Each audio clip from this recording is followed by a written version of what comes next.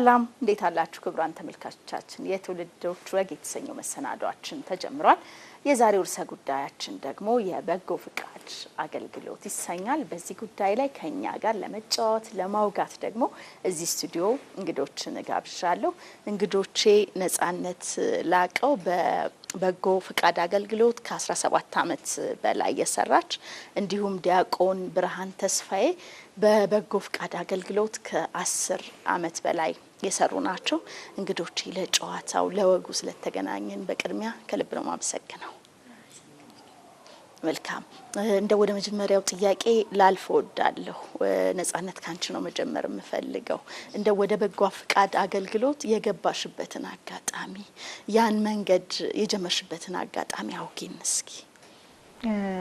በጣም አመሰግናለሁ። እንግዲህ ወደ በጎ ፍቃድ የመጣሁትኝ ገና ልጅ እያለሁኝ ተማሪ እያለሁኝ እናቴ ናት ያሳደገችኝ። እናቴ ብቻዋን ያሳደገችኝና እናቴን በበጎ ፍቃድ እንዴት ታግዛ እኔን አስተምራ እዚህ እንዳደረሰችኝ እያየሁ ነው ያደኩትኝና ልክ የ8ኛ ክፍል ተማሪ እያለን አንድ ቲም አቋቋምንና እኛ ተሰብስበን ከጓደኞቼ ጋር ሆነን አንዳንድ ነገሮችን ኮሌክት እያደረግን ከተለያዩ ልጆች ጋር ኮሌክት አድርገን ለሌላቸው ልጆች እንሰጥ ነበር። በዛች በትንሽ ነገር ነው የተጀመረችው። እንግዲህ ያቺ ትንሽ ጅማሮ ግን እያደገች እየመጣች ሄደችና ሃይ ስኩል ላይ ስንገባ ወደ ዩኒቨርሲቲ ስንገባ በቃ ያ እየቀጠለ እያደገ ሄደ። ከዛ ወደ ድርጅት መጣና ከድርጅቶች ጋር ከመጀመሪያም ጀምሮ የስራ ልምዴ ሙሉን የኤንጂኦ ላይ ሆነ ማለት ነው። ስለዚህ ጅማሬ ኑሮዬ ነው ህይወቴ ነው ማለት ነው። እሺ ዲያቆን ብርሃን ወደ አንተ ልምጣ። እሺ አመሰግናለሁ። እኔ የጀመርኩት የበጎ ፈቃድ አገልግሎትን ገና ተማሪ እያለሁ ነው የጀመርኩት። ተማሪ እያለሁ ግን እኔ የጀመርኩት በናሽናል ኢንተረስት አማካኝነት ነው። አስታውሳለሁ ያኔ 11ኛ ክፍል አካባቢ እያለሁ ነው ኢትዮጵያ ያለችን ሁኔታ በማየት ነው። 3 አበይት ጉዳዮችን ይዤ ነበር ያኔ የተነሳሁት። የመጀመሪያው ምንድነው የአባይ ወንዝን ጉዳይ በተመለከተ ነው። የአባይ ወንዝ እንደምናውቀው እንግዲህ የኛን አፈር ውሃ ማዕድን ይዞ ወደ ግብጽ ይሄዳል። ግብጾች ለምንድነው ለኢትዮጵያ ታክስ የማይከፍሉት የሚል ሀሳብ ነበረኝ ያኔ። ኦሬዲ በክላስ ደረጃ ማንስቼ ያኔ በነበሩት አስተማሪዎችና ጓደኞች ያወራንበት ጊዜም ነበረ። ኢትዮጵያ ለጅቡቲ ወደብ የምትከፍለው የወደብ ብር ቢሊዮን ዶላር ነው የምትከፍለው። ያንን አምጥተን ወደ ኢትዮጵያ ፋብሪካ ብንገነባበት ለወጣቱ የካፓሲቲ ቢልዲንግ ተቋም ብንገነባበት ኢትዮጵያን ምን ያክል ይቀየራል የሚለውን ሀሳብ ይዣለሁ። የበጎ አድራጎት ስራ ላይ እንድሰማራ ምክንያት ሆኖኛል። እሱ ገፊ ምክንያት ሆኖኛል።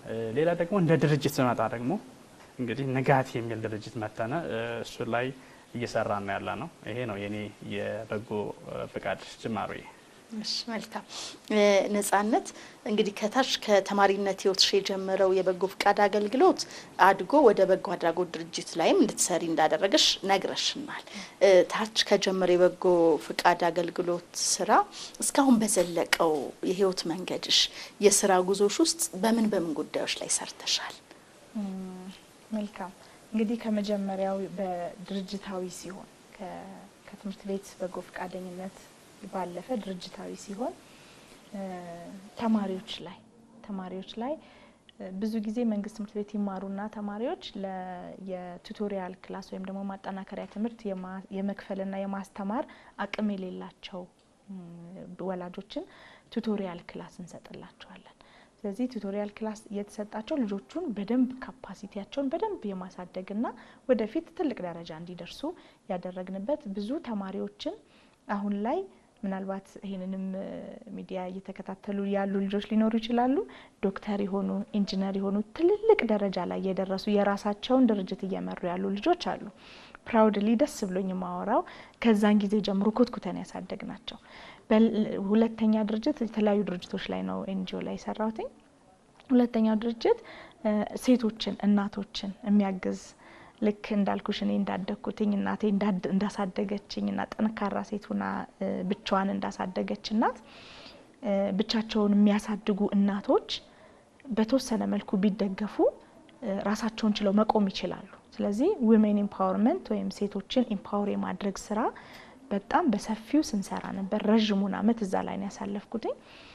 ከ80 ምናምን በላይ የሚሆኑ እናቶችን ወደ ልመና ወደ ጋርቤጅ ለቀማ ምናምን ላይ የነበሩ እናቶችን ኢምፓወር አድርገን በስልጠና በተለያዩ ማለት ሞቲቬሽን በደንብ ሞቲቬት በማድረግ ትቺ ያለሽ ስትባል እድሉ ሲመቻችላት ማድረግ እንደምትችል እያሳየን ልጆቻቸውን ትምህርት እንዲያስተምሩ እያገዝን በጎን በጣም ረጅም ጊዜዎቻቸውን ከኛ ጋር እንዲያሳልፉ እያደረገን የራሳቸውን ቢዝነስ እንዲጀምሩ ቢዝነስ መጀመር ትችያለሽ ስንላት ስልጠና ስንሰጣት መቻሏን በደንብ ሪኮግናይዝ እያደረገችው እችላለሁ ያለች እየመጣች ከዛ ልመና ቦታ ላይ ተነስታ አሁን ላይ ልጆቿን በደንብ አስተምራ ልጆቿ ትልቅ ደረጃ ላይ ደርሰው የራሷን ቢዝነስ ራን የምታደርግ ሴትን ማፍራት በጣም የሚያኮራኝ ስራዬ ነውና ደስ ብሎኝ የሰራውት ስራ ነው። ወደ ረጅም ብዙ እናቶችን አግዤበታለሁ እዛ ላይ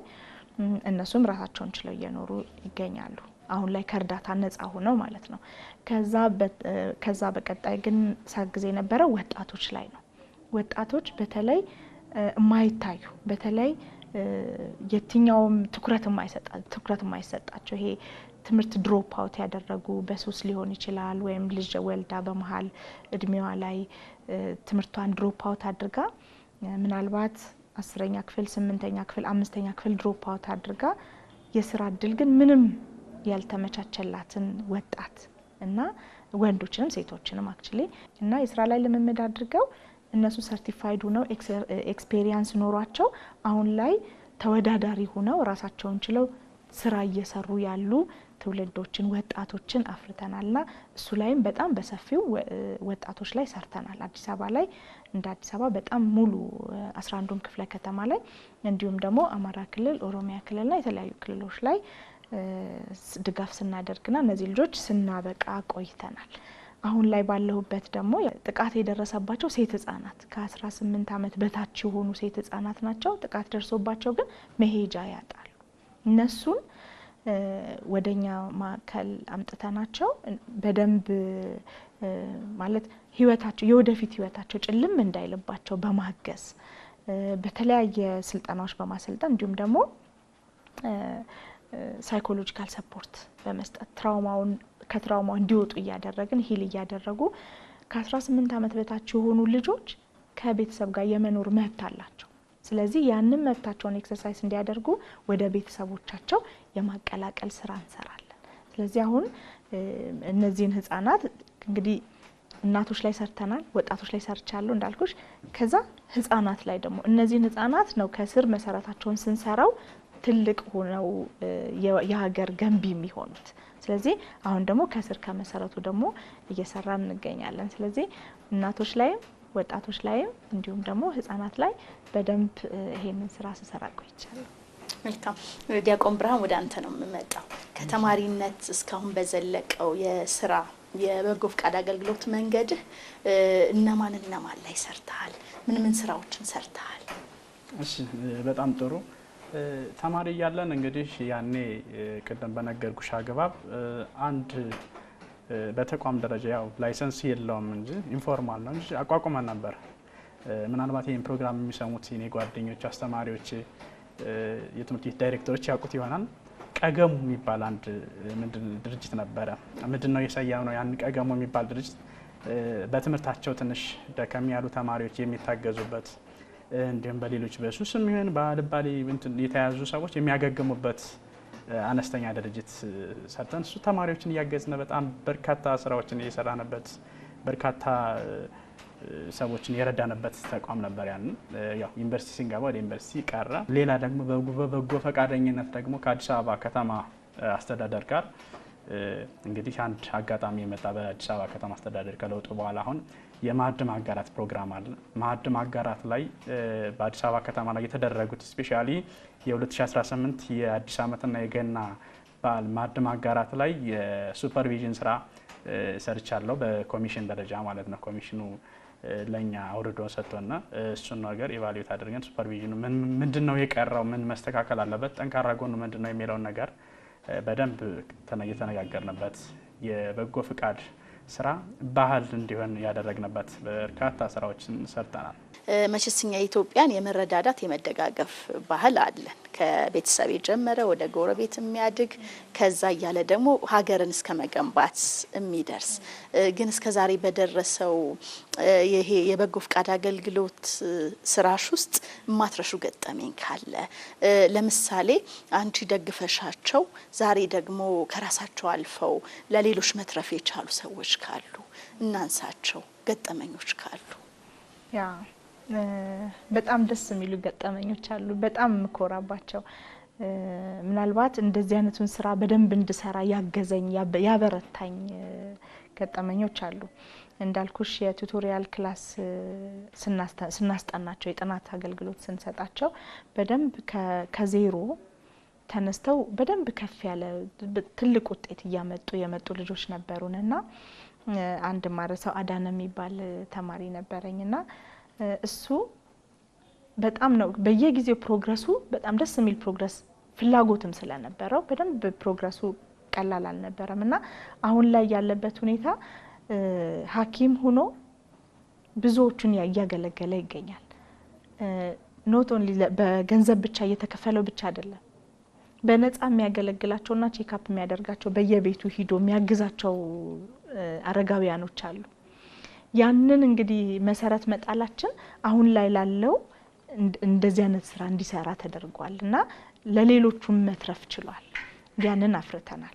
በእናቶች በኩል እናቶችን ኢምፓወር አድርገን ልጆቻቸው ከፍ ወዳለ ደረጃ ሲመጡላቸው እናቶቹ ራሳቸው እችላለሁ የሚለውን ስሜትን በደንብ ውስጣቸው ዴቨሎፕ ስላደረጉ የራሳቸው የሆነ ቢዝነስ ጀምረው አሁን ላይ በስራቸው 5 ልጅ 3 ልጅ የሚያስተምሩ ልጆች አሉ።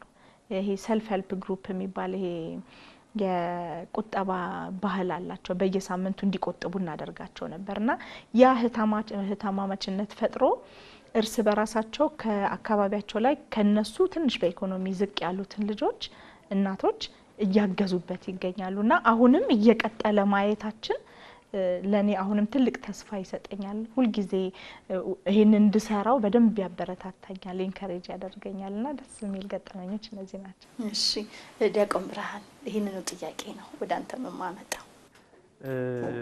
ማረሳቸው ገጠመኞች አሉ። ኦሬዲ ስፔሻሊ ወደዚህ ወደ ድርጅቱ ከመጣው በኋላ ብዙም ደስ የሚሉም ደስ የማይሉም ገጠመኞች አሉት። ለሴኩሪቲ ሲባል ሰው ስም ሳላነሳ ለምሳሌ አንዲት እናት እዚህ ፒያሳ አካባቢ ያነሳናት ነበረች 3 ልጆች ይዛ 3 አመት አካባቢ ነበር በሸራ ወጥራ ፒያሳ ስትኖር የነበረ። እሷን አንስተን ቤት ተከራይተን ቤት ስናስገባት ፊቷ ላይ የታየው ፈገግታ የሷን አስቤዛ አሟልተን እሷ የቤት እቃዎችን ፍራሽ በቃ የሚያስፈልጉ የቤት እቃዎችን ገዝተን አሟልተን በሳምንቱ መጥቼ ሄጄ ሳያቸው ልጆቹ ሩጠው መጥተው ሲያቅፉኝ በጣም ነው ደስ ያለኝ። እውነት በጣም ነው ደስ ያለኝ። ሴትዮዋ እየደወለች እንዴት ነው በየቀኑ ምናምን ያለውን ነገር ስትነግረኝ በጣም ከምልሽ በላይ መቼም አልረሳውም። ደስ ብሎኛል። ይሄ በጣም ደስ የሚል ነገር ነው። ደስ የማይል ነገርም አለ። አክቹአሊ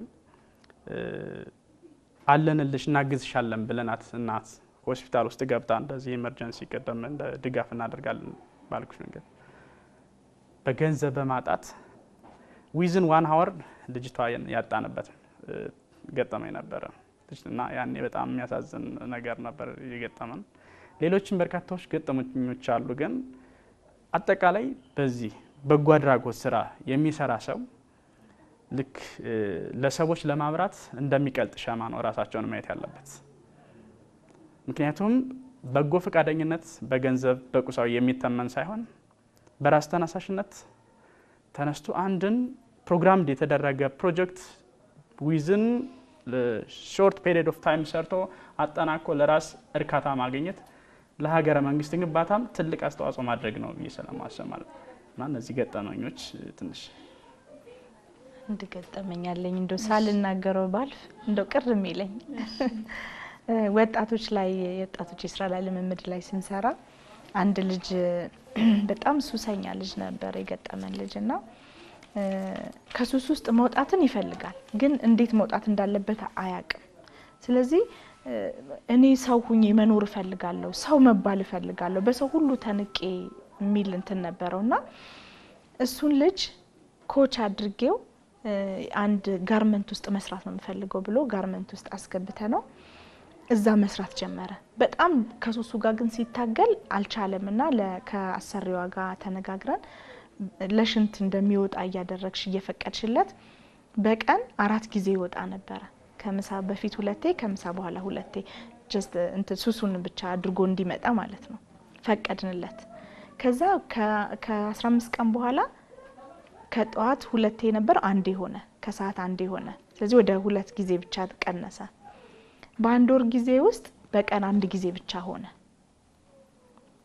በቀጣዩ 2 ወራት ውስጥ ሙሉ ለሙሉ ጠፋ ከዛ ስራው ላይ በጣም ኮሚትድ ሆኖ መስራት ጀመረ በጣም እንደውም እሱን ከፍየው ከልምምዱ ባለፈ እኔ ከፍየው መቅጠር ፈልጋለሁ አለች ባለቤቷና እዛው ተቀጥሮ በከፍተኛ ደሞዝ ከፍተኛ ባለሙያ ሆኖ መስራት ችሎ ቤተሰቦቹን ማስተዳደር ችሎ ሰው እኮ ሆንኩኝ ሰው እኮ አከበረኝ ብሎ መጥቶ ሲነግረኝ በጣም የሚያስለቅስ ሞመንት ነበርና ደስ የሚል እንደዚህ ሰው የለም ማንም ከጣለው ላይ ተነስቶ አንስቶ እዚህ ትልቅ ባለሙያ ማድረግ መቻል በጣም ደስ የሚል እንትን አለው ስሜት አለውና እቺን ሳልናገር እንዳላፈ በትክክል በጎ ፍቃድ አገልግሎት ከራስ አልፎ ለሌሎች መትረፍ ነው ጥሩ ልቦና ቅን ልቦናንም የሚጠይቅ ነው ዛሬ ተደረገለት ነገም ያደርጋል በዛ መንገድ ሀገር ይገነባል ትውልድ ይገነባል እንደው ነጻነት አንቺ የበጎ ፍቃድ አገልግሎት በጀመርሽበት ወቅት ስለ በጎ ፍቃድ አገልግሎት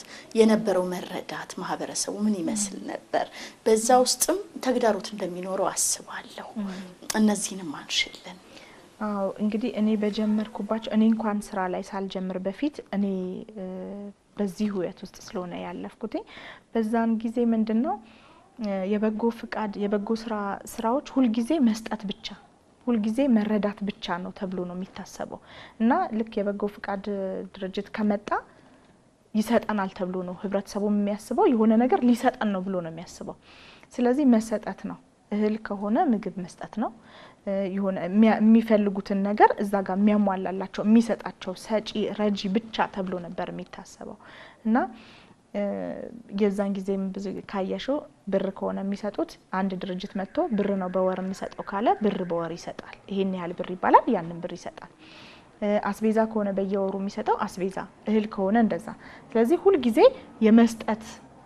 ጊዜ የመስጠት ከዛ በጓዳጎ ድርጅቶች ደግሞ ሁሌ ሰጪ ናቸው በተመሳሳይ ደግሞ እዛ ውስጥ የሚሰሩ ሰዎችም የራሳቸው ጥቅምን ያስከብራሉ ተብሎ የሚታሰብበት ሁኔታ ነበረ ከዛሬ 10 እና 11 አመት በፊት ማለት ነው ከዛ በኋላ ግን አሁን ፕሮግረሱ እየተቀየረ መጣ ስትራቴጂውን እየቀየረ መጣ ይሄ ሲቪል ማህበረሰብ ኤጀንሲ ብዙ ስትራቴጂዎችን ማምጣት ጀመሩ አሁን ከመስጠትና ከመቀበል ባለፈ ኢምፓወር ማድረግ ማብቃት ራሳቸው እንዴት ነው ዳቦን ሰጥቶ ብላ ከማለት ይልቅ ያ ዳቦ እንዴት እንደሚመጣ ማሳየት ሆነ ስለዚህ ያንን ምግብ እንዴት መስራት ያንን ምግብ ለማግኘት ምን ሰርቼ ያንን ማምጣት እችላለሁ ወደሚለው ስትራቴጂው ተቀየረና አሁን ላይ ባለው ሁኔታ ግን በጣም የተለየ ከዛኛው ጊዜ በጣም በተለየ ሁኔታ ኢምፓወር በማድረግ ሰዎችን ራሳቸው በራሳቸው ገንዘብ እንዲሰሩና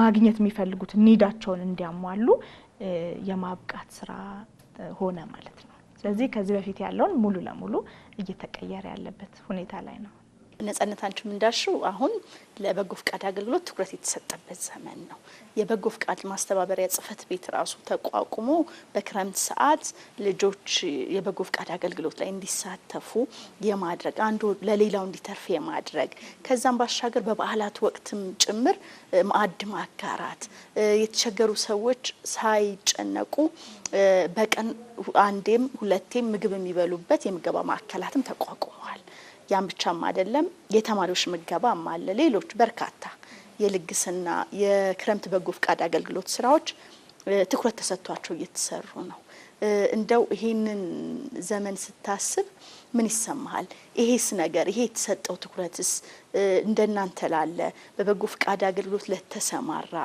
እና በበጎ አድራጎት ድርጅቶች ይዞ የመጣው መልካም እድል ምንድነው ትላለህ እኔ በዚህ የተሰጠው እድል ስፔሻሊ በመንግስት የተሰጠው ቦታን ሳይ ደስተኛ ነኝ። ምክንያቱም የበጎ አድራጎት ስራን አንድ ስቴፕ ከፍ የማድረግ አቅም አለው። የመጀመሪያው የምናገኘው በዚህ በተሰጠው እድል ንቃተ ህሊናን መፍጠር ነው። ንቃተ ህሊና ያየና ነው መንግስትና የተለያዩ የመገናኛ ብዙሃን ለበጎ አድራጎት ስራ የሰጡት ከፍተኛ እድል በመሆኑ ሰዎች አሁን ህብረተሰብ የበጎ ፍቃድ ስራን ጊዜ ማሳለፊያ ሳይሆን ሀገራዊ ግዴታ ወይም ኃላፊነት እንደሆነ የሚቆጥሩበት ጊዜ ነው ያለነው። መንግስት ለዚህ ለበጎ ፍቃድ ስራ የሰጠውን ግምት ለዚህ ይጠቅመናል ማለት ነው። ለሀገር እድገት የሚያስብ ትውልድ ሊገኝ የሚችለው በዚህ በበጎ ፍቃደኛነት ያለፈ ወጣት ነው። ታማኝ የሚሆነው የአመራር ክህሎቱ የቡድን ስራ ችሎታውን የሚያዳብረው ይሄ ትልቁ ሜዳ የበጎ ፍቃድ ሰራተኛነት ነው። ምክንያቱም የበጎ ፍቃድ ሰራተኛ ስትሆኝ ሪስትሪክሽን የለውም፣ ገደብ የለውም። በፈለግሽበት መንገድ ሂደሽ በፈለግሽበት የሊደርሺፕ ስኪል ሂደሽ ነገሮችን ማሳካት ትችላለሽ። ምን ይሆናል ከዛ በኋላ ሌሎች ከበጎ ፍቃደኝነት ከፍ ያለ ኦርጋናይዜሽኖች ለመምራት ትልልቅ ሀገራዊ ኃላፊነትን ለመቀበል በምን አይነት መንገድ ላሳካው ይችላል የሚለውን የአመራር ችሎታም መያዝ ይችላል ማለት ነው። አጠቃላይ በዚህ በዘመኑ ለበጎ ፍቃድ ሰራተኛነት የተሰጠው እንትን ስናይ ከፍ ያለ ነው። ለምሳሌ በጎ ፍቃደኞችን ስልጠና እየተሰጡ ነው። የሊደርሺፕ ስልጠና ለምሳሌ አብሬ ስለወሰድኩ ማለት ነው። ሊደርሺፕ እንዴት ነው ተቋማችሁን የምትመሩት? ምንድነው መሆን ያለባችሁ? ካፓሲቲ ቢልዲንግ እነሱ ምክንያቱም ወጣቶች ካፓሲቲ ቢልዲንግ ራሳቸውን ሲወስዱ ራሳቸውን መቀየር ሲችሉ ራሳቸውን ሲለውጡ ነው ሀገርን መለወጥ የሚቻለው ትውልድን መገንባት የሚቻለው ማለት ነው። እና ደስ የሚል ነገር ነው። አጠቃላይ በዚሁ ቢቀጥል ነው። ግን መስተካከል መጨመር ያለበት ነገር የለም እያልኩ አይደለም። በጣም በርካታ ነገሮች መስተካከል ሊኖርባቸው ይችላል። እነሱን ደግሞ ስቴፕ ባይ ስቴፕ እናያቸዋለን። እስኪ መስተካከል ያለበት ነገር ምንድነው? እዚህ ጋር እየጨረስን እንሂድ። መስተካከል አለበት ብዬ የማስበው ለምሳሌ እኔ የምንድነው የሪሶርስ አሰባሰብ ላይ ሊሆን ይችላል መስተካከል ያለበት። ለምሳሌ እኔስ እንደነገርኩሽ ቅድም ከመጀግቢያ ላይ ሱፐርቪዥን ላይ ሰርቻለሁ ብዬሻለሁ። የበዓል የማዕድ ማጋራት አንዱ ክፍለ ከተማ ላይ የተሻሉ ሰዎች ሊገኙበት ይችላል። የተሻለ ሪሶርስ ሊገኝ ይችላል። ሌላው ክፍለ ከተማ ላይ ደግሞ የተሻለ ሪሶርስ ላይ ይገኝ ይችላል። እሱን ክፍለ ከተማ በክፍለ ከተማ ራሱን እንዲችል ሳይሆን ከአንዱ ክፍለ ከተማ ወደዛ ወይም ከከተማ ወደ ከተማም ሊሆን ይችላል።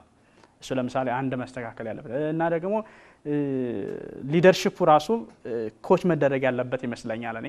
ምክንያቱም እኔ ሱፐርቫይዝ ሳደርግ ያገኘሁት ነገር ስላለኝ እሱን ቢስተካከል ጥሩ ነው ብዬ አስባለሁ።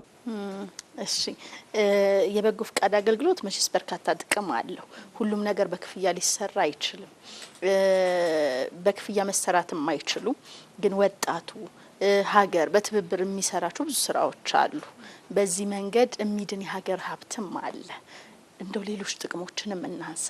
የበጎ ፍቃድ አገልግሎት ሌሎች ጥቅሞች ምንድን ናቸው? በጎ ፍቃድ እንግዲህ ራስን መስጠት ነው።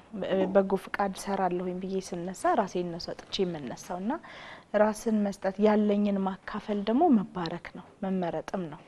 እና በዚህ ሂደት ውስጥ የሚያልፉ ሰዎች ብዙ ጊዜ ለሀገርም አበርክቷቸው ቀላል አይደለም። ምክንያቱም መሰጠትን ነው ሁሉ ጊዜ ጠባቂን ከሆነ ይሰጠኛል ሪተርን አለው ብለን ሳይሆን ምላሽ አለው ብለን ሳይሆን መስጠትን ነው ይዘን የምንነሳው። ብዙ ነገሮችን ሊያሳጡ ይችላሉ። ከራሳችን ብዙ የምናወጣቸው ነገሮች ኮስት የምናረጋቸው ነገሮች ይኖራሉ። ግን በዛ ሁሉ መሀከል ግን ሳቲስፋክሽን አለ፣ እርካታ አለ። አንድን ትውልድ ወደ ሌላ ትውልድ ሲሄድ ሲሻገር አስታጥቀን የምንልከው ኃይል ወይም ደግሞ ችሎታ አለና ያንን ከትውልድ ወደ ትውልድ ሲሄድ ያንን ማድረግ ያንን ማስተላለፍ ትልቅ ሳቲስፋክሽን አለው፣ ትልቅ ምላሽም አለው። ራስን ለመስጠት ግን መጀመሪያ እኔ በጎ አገልግሎት ስራ ውስጥ እሰራለሁ ስል የሆነ ሪተርን የሆነ ክፍያ ይከፈለኛል ወይም የሆነ ነገር አገኛለሁ ጥቅም አገኛለሁ ብዬ ሳይሆን መነሳት ያለብኝ ካለኝ ነገር ላይ ማካፈል ብችል ብለን ነው። አምላክም እንዲሁ ነው የወደደን አይደለ? እንዲሁ ነው የሚወደን ማለት ሪተርን ፈልጎ አይደለም። ስለዚህ እንዲሁ ፈልገን ነው መግባት ያለብን ብዬ አምናለሁ። ያ ልብ ያለው ሰው ልብ ከሌለንና በዛ መንፈስ ማንነሳ ከሆነ ያ ስራ ብዙ ለመስራትም ይከብዳል፣ ትግል ውስጥ ይከተናል። ያ ልብ ግን ካለ እየተራረመ እየተጋገዘ አንዱ ካንዱ በደንብ መስራትና ማገዝ የሚቻልበት ሁኔታዎች ይኖራሉ።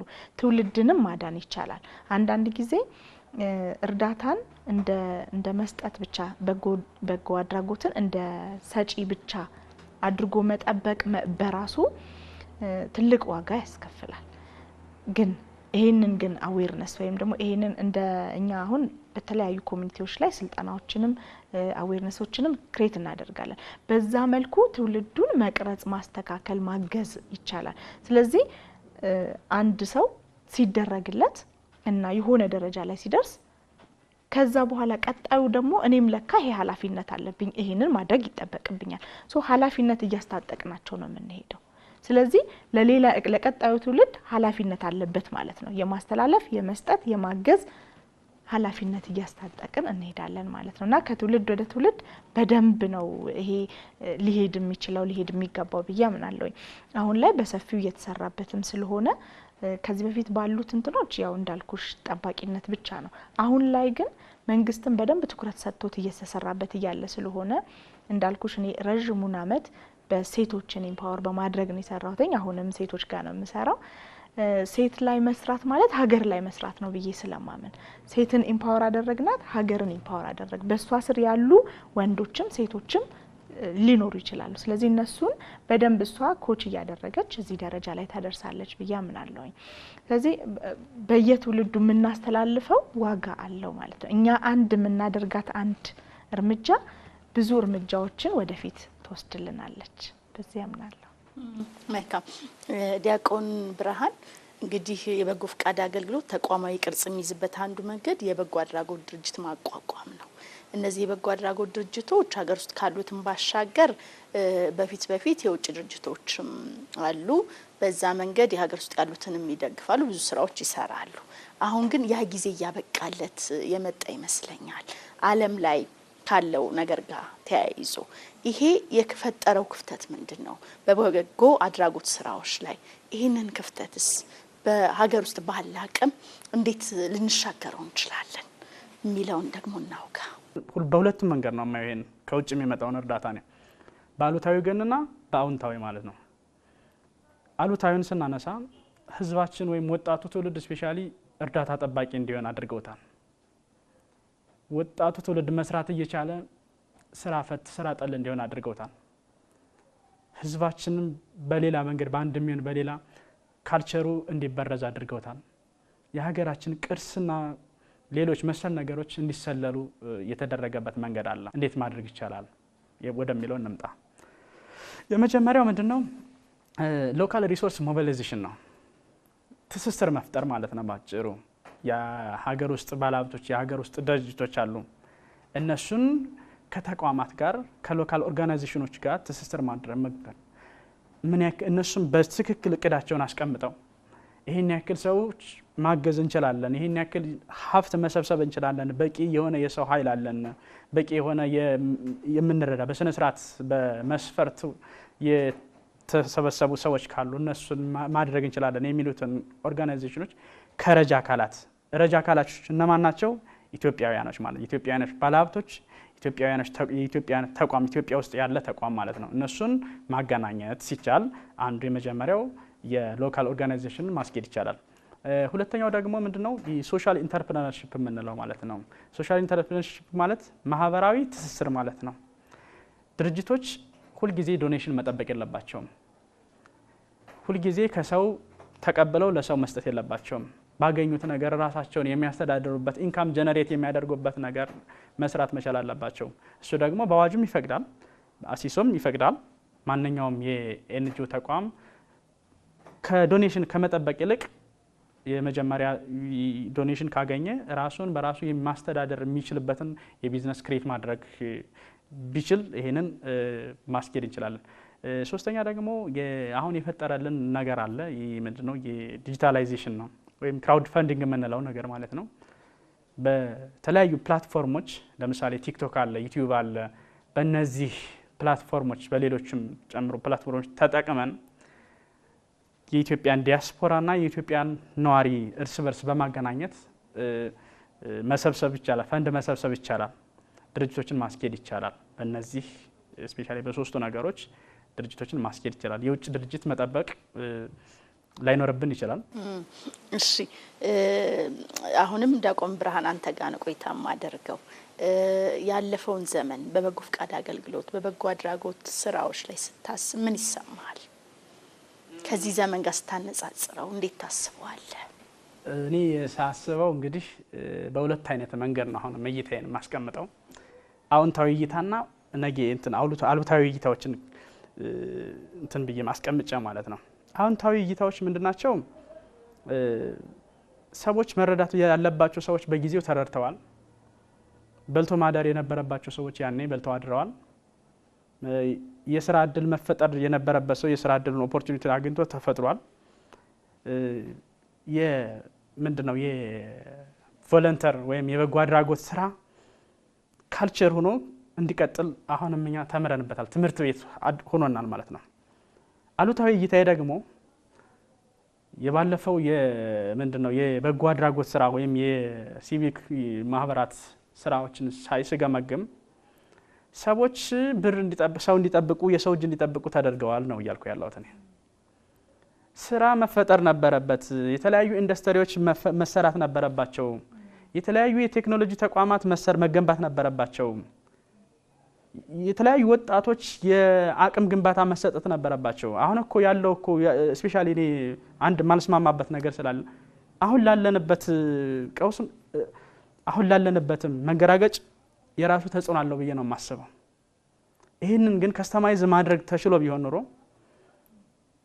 እነሱ ዶላር የሚሰጡን ከሆነ እኛ የምንፈልገው ለወጣቱ ከእጅ ወደ አፍ የሚበላበት ብር መስጠት ሳይሆን ተቋም ነው የምንገነባበት፣ የእነሱን የገጽታ ግንባታ ነው የምንገነባበት ተብሎ ቢሆን ኖሮ አሁን ያለው ነገር በጣም ማለት ከምንኮራው በላይ እንኮራ ነበር።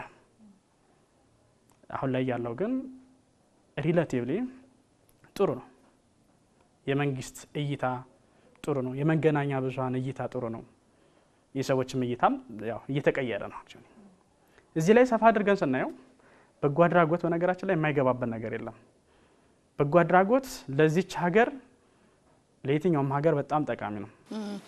ነጻነት እንግዲህ ሀገር በቅብብል ነው የምትሰራው፣ ትውልድም እንዲሁ በቅብብል ይሰራል።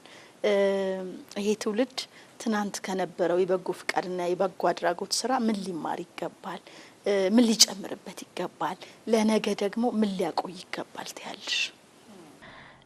ይሄ ትውልድ የሚመጡትን እድሎች ፕሮፐርሊ በመጠቀም አንዳንድ ጊዜ እድሎችን አለመጠቀምም ነው ዋጋ የሚያስከፍለውና የሚመጡ እድሎችን በትክክልና በአግባቡ በመጠቀም ያንን ካደረገ በኋላ ለቀጣዩ ትውልድ ግን ማስተላለፍ ያለባቸው እንደ ቅብብሎሹ መቀባበል ያለበት ምንድነው? ሰርቶ መለወጥ ወይም ደግሞ በራሳቸውም ሊሆን ይችላል ወይም ደግሞ ተቀጥሮ ሊሆን ይችላል። ኤኒ ስኪል የራሱን ያላቸውን ስኪል ያላቸውን ተሰጥኦ በደንብ ፈትሾ እዛ ላይ በደንብ አድምቶ መስራት አለበት ብዬ አስባለሁ። ከዛ በተረፈ ግን ይሄ ራስ ወዳድነት እኔ ጋር ብቻ ይብቃ የሚል እኔ ከተጠቀምኩት እኔ ካደረኩት በቂ ነው የሚል እሳቤም መጥፋት አለበት ብዬ አምናለሁ። ኢንዱስትሪዎችን፣ ትልልቅ ፋብሪካዎችን፣ ትልልቅ ነገሮችን ክሬት እያደረግን በመጣን ቁጥር ለቀጣዩ ትውልድ እያስቀመጥናቸው የምንሄዳቸው ቅርሶቻቸው ነው የሚሆኑት። ነገር ግን አሁን ላይ የመጣውን እድል እኔ ብቻ ተጠቅሜው እኔ ጋር የሚቀሩ ነገሮችን ብቻ ሰርቼ ማልፍ ከሆነ ግን ያ የሚቀጥል አይደለም። ፕላስ ደግሞ አንዳንድ ጊዜ እኛ የምናደርጋቸው ነገሮች ሌላው ሰው አያየንም ማለት አይደለም። ሌላው ትውልድ ወይም ደግሞ ከኛ በታች ያሉ ልጆች አያዩንም፣ ኖቲስ አያደርጉትም። ይሄንን እኔ ብቻ ነኝ የማውቀው ማለት አይደለም። ልጆቹ ያያሉ፣ ኮፒ ያደርጋሉ። ያንን ሳለፋበት ሳልደክምበት የሆነ ነገሮችን የሆነ ባጭሩ አይደለ ባጭሩ ብዙ ጊዜ ወጣቱ ላይ ስናይ ባጭሩ ለመክበር የሚፈልግ ትውልድ እየመጣ ነውና ያ አይደለም ትክክለኛ ብቃታችንን ችሎታችንን ተጠቅመን ያለውን እድል ደግሞ ካለው እድል ጋር ራሳችንን አጣጥመን ለወደፊት መቀጠል የሚችል ነገር ማስራትና ማስቀመጥ አለብን ብዬ አምናለሁኝ። አንዳንድ ጊዜ ምንድነው የሚሆነው አንድ ባለሀብት የሆነ አንድ ድርጅት ይከፍትና ያንን ድርጅት ኢንካም ለራሱ ጄነሬት ያድርግለት እንጂ ከዛ ግን ለሌላው ለቀጣዩ ትውልድ ምንድነው የሚሰጠው አስተዋጽኦ የሚለውን ብዙ ጊዜ ባካድርጎ አይታይምና ያንን ማየት ብንችል የተሻለ ነው ብዬ አምናለሁ። ዲያቆን ብርሃን በዚህ ዘመን እንግዲህ ድጋፎች ከሚሰበሰቡበት የበጎ አድራጎት ስራዎች ከሚሰሩበት ስራዎች አንዱ ማህበራዊ ሚዲያው ነው። ፌስቡክ፣ ቴሌግራም፣ ቲክቶክ ሊሆን ይችላል። ከዛም ባሻገር ጎፈንድሚም አለ። ይሄ ዘመኑ ያመጣው የቴክኖሎጂ ስርዓት ድጋፎችን የማሰባሰቢያ ያለው አሉታዊና አዎንታዊ ጎን ምንድነው ትላለህ? ከድጋፍ ጋር በተያያዘ እንግዲህ እንደነገርኩሽና አዎንታዊ ጎኑ እንግዲህ ለሰዎች ለድርጅቶች በጎ ተጽዕኖ በመፍጠር የገቢ ማሰባሰቢያ ማድረግ ነው የትኛውም። ሌላ ደግሞ ድርጅቶች እየሰሯቸው ያሉትን ስራዎች ደግሞ በቀላሉ ሰው እንዳይላቸው ማድረግ ማስቻሉ ነው። ይሄ በቶሎ ተደራሽነትን ለማስፋት የሚደረግ ይሄ አዎንታዊ ተጽዕኖ ነው። አሉታዊ ተጽዕኖ የምንለው ምናልባት ልናስመስልበት እንችላለን። ኦልሬዲ ሳንረዳ ረዳን። አንዳንዴም ደግሞ ያየን ነው አንዳንድ ሰዎች ተነስተው ምንም ፍቃድ ሳይኖራቸው የመስራቱ ላይክ ለመሰብሰብ ብለው አንድ ሰው አናግረው በጣም ብዙ ላይክና ቫይራል እንዲወጡበት እያደረጉት ነው። እሱ ለዛ ሰው ትንሽ ነገር ላይ ያደርጉለት ይችላል፣ ግን መሆን የለበትም መቆም አለበት ብዬ ነው የማስበው። ለዛ ነው እኔ እዚህ ጋር አስረግጬ የተናገርኩት በስነ ስርዓት በትክክል መመራት አለበት። ማንኛውም ሰው ተነስቶ እንደፈለገ መናገር የለበትም የሚል ነገር። ሌላ ደግሞ እዚሁ ላይ ሲሰበሰብ እንግዲህ የቲክቶክም በየትኛው ማህበራዊ ሚዲያ የሚሰጡትም ሰዎች የድርጅቱን ታማኒነት ማየት መቻል አለባቸው። ማንኛውም ሰው ሲል በግለሰብ አካውንት መስጠት የለበትም። የድርጅት አካውንት አለ የተፈቀደ መንግስት የሚያውቀው አካውንት፣ በዛ በአካውንት ማስተላለፍ ማስገባት መቻል አለበት እያንዳንዱ ነገር። ከዛ ፖዚቲቭን ለሀገር ግንባታ ነው መዋል የለበት። አሁን እኛ ምንድነው ምን እየሰራን ነው? ሀገር እየገነባን እኮ ነው። ኦልሬዲ ሀገር እየገነባን ነው። እነሱም ለሀገር ግንባታ የራሳቸውን አስተዋጽኦ የሚያደርጉበት መንገድ ለምሳሌ በአካል ላይ ይገኙ ይችላሉ፣ ከሀገር ውጭ ሊሆኑ ይችላሉ፣ ከሀገር ውስጥም ሆነው የራሳቸው ቪዚ ሆነው ስራ በስቶባቸው ሊሆን ይችላል። ስለዚህ ማገዝ የሚፈልጉት ማግኘት የሚፈልጉት በዚያው በሶሻል ሚዲያው ነው። ግን ሶሻል ሚዲያውን ሲጠቀሙ በሶሻል ሚዲያ ሲሰጡ ጥንቃቄ ቢያደርጉ እዚያው ላይ የምጨምረው ለምሳሌ በሶሻል ሚዲያ ፕላትፎርም ድርጅቶች ለመሰብሰብ ፍቃድ ያስፈልጋቸዋል እኮ። እኛ ለምሳሌ ፈንድራይዚንግ ስናሰባስብ ፍቃድ ከሚሰጠን የመንግስት አካል አስፈቅደን ነው ማን እንደሚሰበስበው፣ ቲክቶከር ከሆነ ቲክቶከር፣ ዩቲዩበር ከሆነ ዩቲዩበር ማን እንደሆነ የት ቦታ እንደሆነ ያንዳንዱ ነገር ዲቴይል ተገልጸው በፕሮፖዛል መልክ ነው ፍቃድ የምናገኘው። ከዛ በኋላ ነው መሰብሰብ የሚቻለው። በመጨረሻ እንግዲህ የበጎ ፍቃድ አገልግሎት በሀገር አቀፍ ደረጃ ትኩረት ተሰጥቶታል። በመንግስትም ተቋማትም ጭምር ማህበራዊ ኃላፊነታችን ነው እያሉ የተለያየ ድጋፎች ሲያደርጉ ይታያል። የበጎ አድራጎት ስራዎችም ሲሰሩ እያየን ነው። ግን አሁን እየተደረገ ካለው በላይ እንዲደረግ በግለሰብ ደረጃ ዜጎችም የበጎ ፍቃድ አገልግሎት ላይ የተሻለ አበርክቷቸውን እንዲወጡ እናንተ ከታች ጀምሮ በበጎ ፍቃድ አገልግሎት እያለፋችሁ እየሄዳችሁበት ነውና የምታስተላልፉት መልእክት ካለ እሷን አንስተን ወጋችንን እንቋጨዋለን። በጣም ጥሩ። ምን እንደሆነ አላቅም። አሁን ላይ ትንሽ የሰቡ ለበጎ አድራጎት ማህበር የመስጠቱን ነገር ትንሽ ደክሞት ይሆን አጥቶ ይሆን አላቅም። ትንሽ እንትን ብሏል፣ እጁ አጥሯል። ያን ያክል እኔ ብዙ ቦታዎች ስለሚሄድ ከብዙ ተቋማቶች ጋር ስለምሰራ ያው ስለማውቀው ነው። በጀት የለንም አይነት ነገር ምናምን ነው። ሶ ምንድነው እይታችን እንደምሳሌ እያንዳንዱ ሰው ከመሰረቱ ቢዝነስ ስንጀምር ለበጎ አድራጎት ስራ የሚውል ይሄን ያክል ፐርሰንት መስጠት አለብን ብለን ማሰብ አለብን ሁላችንም ብዬ ነው ማስበው። ይሄ ነገር ልክ ካልቸር እንዲሆንልን አሁን የኛ ስራ ምንድነው የመጀመሪያው ማለት የመጨረሻችን ስራ እኮ ምንድነው የኛ የሚሆነው በጎ አድራጎት ድርጅትን ካልቸር እንዲሆን መስራት፣ ባህል እንዲሆን መስራት ነው። ሁሉም ሰው ለበጎ አድራጎት ቀና ልብ ካለው በጎ አድራጊ ከሆነ ማንም ሰው ኢትዮጵያ ውስጥ ሊቸገር አይችልም። ምንም ስራ ደግሞ በክፍያ ካልሆነ አንሰራም ሊባልም አይችልም። ጠንካራ ሀገርም መመስረትም እንችላለን ማለት ነው ሁሉም ሰው በጎ አድራጊ ከሆነ። ምክንያቱም በጎ አድራጎት ማለት ራስን መሸጥ ነው። ለማን? ለሌላ ሰው መሸጥ ማለት ነው። የሌላ ሰው ስራ መስራት ማለት ነው። ያለ ምንም ክፍያ ያለ ምንም ድጋፍ ማለት ነው። ስለዚህ ሰዎች እኛ በሁሉም ባለን እንደው ያለንን ነገር ለበጎ አድራጎት ስፔሻሊ ባንሰስት ባይነኝ እኔ መልእክቴ ምንድነው CSR አለ፣ ማህበራዊ ኃላፊነት አለ። ሁሉም ድርጅት ባንኮች፣ ሆስፒታሎች፣ ፋብሪካዎች፣ የተለያዩ ሁሉም ድርጅት ማህበራዊ ኃላፊነት አላቸው። CSRአቸውን የሚወጡበት መንገድ አንዳንድ ጊዜ ምንድነው የተለመደው ነገር አንድ ድርጅትን ካወቅኩኝ ለዛ ድርጅት ብቻ በየአመቱ CSR ነው ብዬ መስጠት ብቻ የተለመደ ትሬንድ አለ። እሱ ባይሆን የተለያዩ ድርጅቶችን ማየት ቢቻል ኢቭን ባንኮች አሁን ከስተመሮቻቸው ነንኛ አይደለ?